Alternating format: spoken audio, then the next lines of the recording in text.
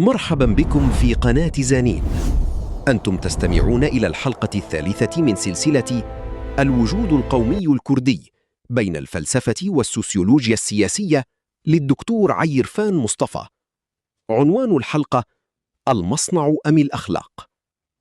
سؤال الحلقة وخطافها: هل كان المجتمع الصناعي أول مجتمع عرف ثقافة عامة توحد أفراده؟ أم أن المجتمعات الزراعية والدينية امتلكت بدورها مؤسسات لتوحيد اللغة والمعايير والخيال، ولكن بأدوات مختلفة؟ الثقافة المهنية والثقافة الأخلاقية.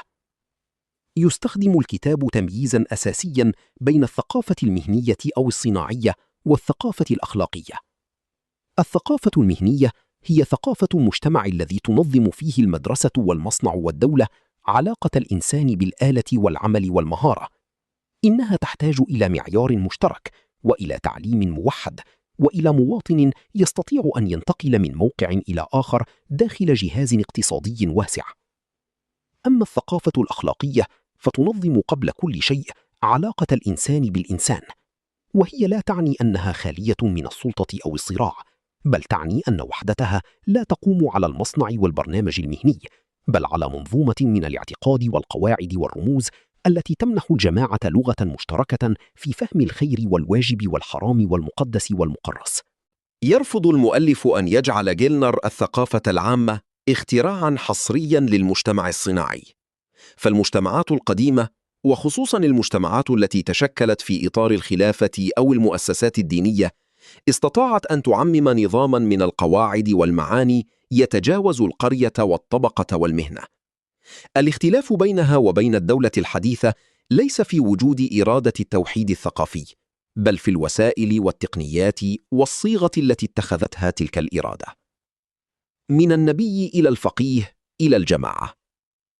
لتوضيح بنية النظام، يقترح الكتاب مقارنة بين المجتمع الصناعي والمجتمع الأخلاقي الديني.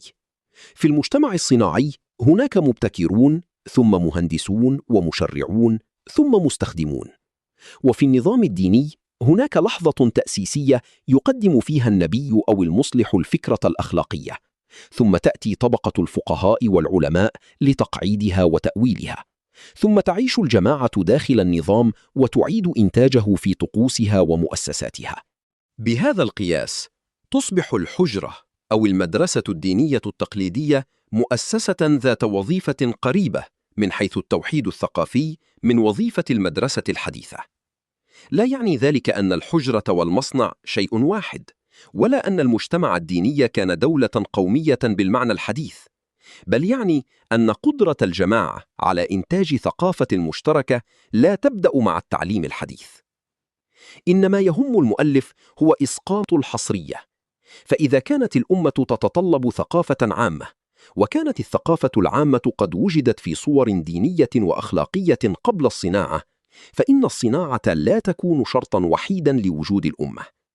وهذا يفتح الطريق أمام فهم الجماعات التي صاغت وحدتها عبر الدين واللغة والذاكرة والروابط المحلية، لا عبر المدرسة القومية الحديثة وحدها. الاختلاف والتمايز. ينبه الكتاب إلى الفرق بين الاختلاف الثقافي والتمييز الثقافي. قد تختلف طبقة عن طبقة أو نخبة عن عامة في اللباس أو النسب أو نمط التعليم، من دون أن يعني ذلك أن كل طبقة تعيش في ثقافة منفصلة تماماً. وقد تستخدم النخبة علامات التميز لتأكيد موقعها، بينما تشارك في الوقت نفسه عامة الناس منظومة أخلاقية ودينية واسعة. هنا يستحضر المؤلف أمثلة من مجتمعات زراعية وإمبراطوريات دينية، كما يتوقف عند نماذج تاريخية لنخب ادعت أصلاً أو لغة مختلفين بحثاً عن الوجاهة والتفوق. بالنسبة إليه لا تثبت هذه العلامات غياب الثقافة المشتركة، بل تكشف أن الثقافة المشتركة قد تكون موجودة إلى درجة تسمح للنخبة بأن تتميز داخلها. وتتصل هذه الفكرة بتاريخ الكرد اتصالاً غير مباشر لكنه عميق. فالوجود القومي لا يقاس فقط بوجود طبقة حديثة تصوغ برنامجاً قومياً، بل بقدرة الثقافة على حفظ الذاكرة وتداول الرموز وتكوين إحساس بالانتماء عبر أجيال. إن جعل الثقافة الحديثة معياراً وحيداً يفسر لماذا تقرأ جماعات كثيرة باعتبارها مجزأة، حتى حين تكون لها روابط تاريخية وثقافية شديدة القوة. صلاح الدين والتعددية. تظهر شخصية صلاح الدين الأيوبي في هذا السياق بوصفها مثالاً على العلاقة المعقدة بين الكردي والسلطة.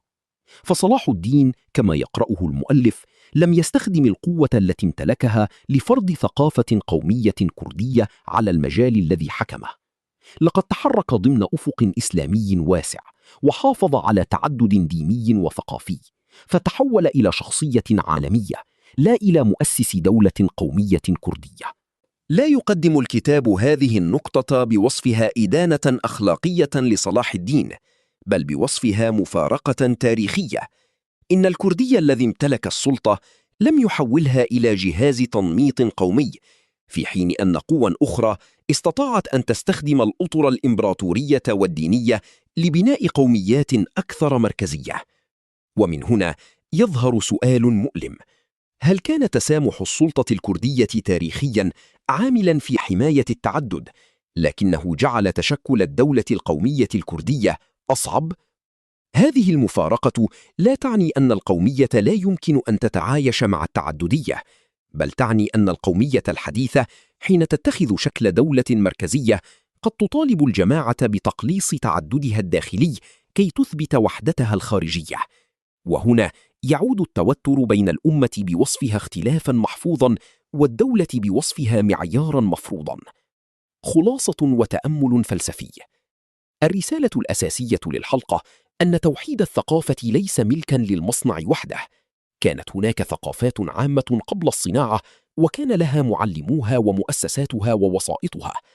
الفارق أن الدولة الحديثة جعلت التوحيد أكثر انتظاماً وشمولاً، وربطته بالمواطنة والاقتصاد واللغة المعيارية.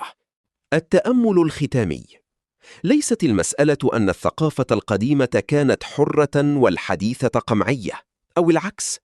المسألة أن كل نظام يوحد البشر بطريقة معينة، والسؤال الفلسفي هو: ماذا يفعل هذا التوحيد بالاختلاف؟